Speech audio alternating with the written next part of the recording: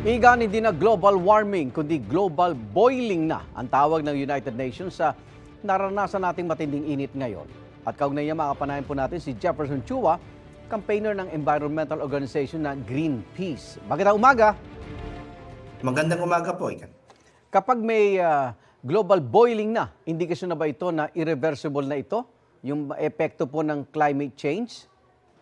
Hindi pa po reversible ang epekto ng climate change. Okay. Although, masasabi po natin na maliit na po ang window of opportunity natin. Kung kaya't ganun na po yung lengguwahe na global boiling na po talaga, maliban po sa nararamdaman natin literal, no, Oo. na kainit na ngayon, no, ay kailangan na pong mas urgent ang climate action around the world, no, with other countries, So may, especially yung mga developing countries po. so may solusyon pa?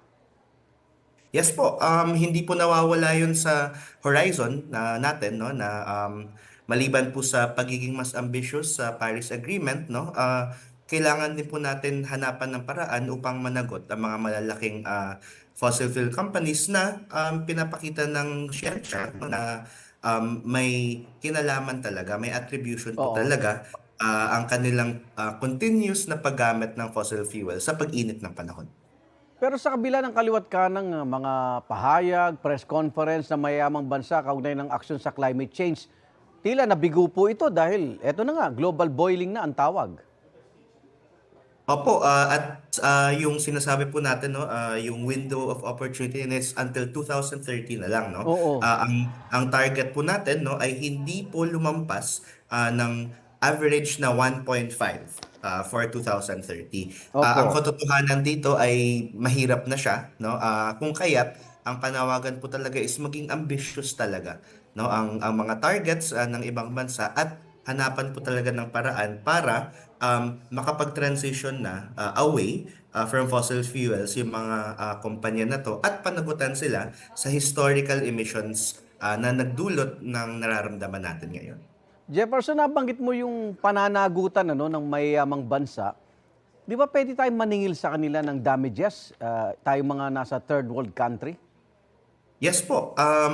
In fact, last year during COP, na nagawan po ng paraan na bigyan ng espasyo ang discussion ng tinatawag na loss and damage. No?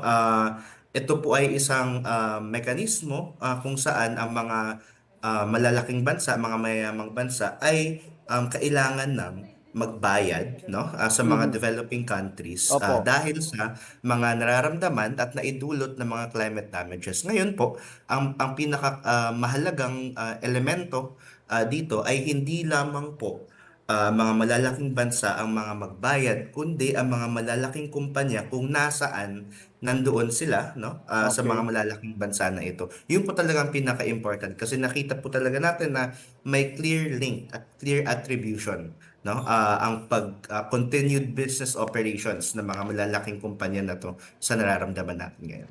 Ano ba yung senaryo ng paglalapan nitong nararanasan nating matinding init sa mundo? Mayroon bang next level pa yung global boiling na yan? May susunod pa ba?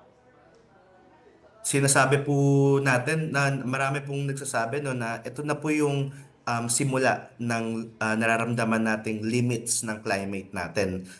In fact, no, may forecast this week na aabot ng 57 degrees, no, sa ibang panig ng bansa at foretaste pa lang ito ng Mhm. totoong mararamdaman natin. So may lalala pa po, no? May mga systems na magfe-fail, no, dahil sa init, no, at sa pagtaas ng temperatura, especially sa biodiversity side, no. Nakita po natin na may coral bleaching na pong naganap Opo. dulot ng pagtaas ng init ng panahon at syempre marami din pong mga biological systems ang mafe-threaten dahil Mhm. sa pag-init ng mundo. So, paano tayo makakatulong, yung ating mga kababayan para maibsan itong epekto ng climate change?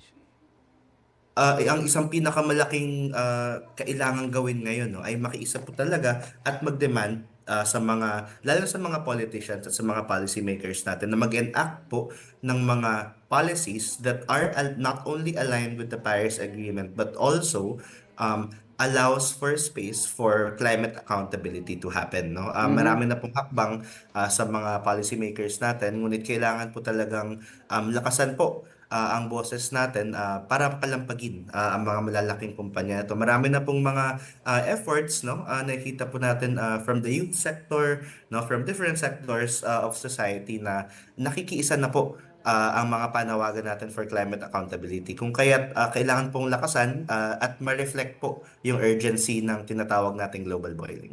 Maraming salamat, Jefferson Chua ng Greenpeace Philippines. Ingat. Thank you po. Igan, mauna ka sa mga balita. Mag-subscribe sa GMA Integrated News sa YouTube.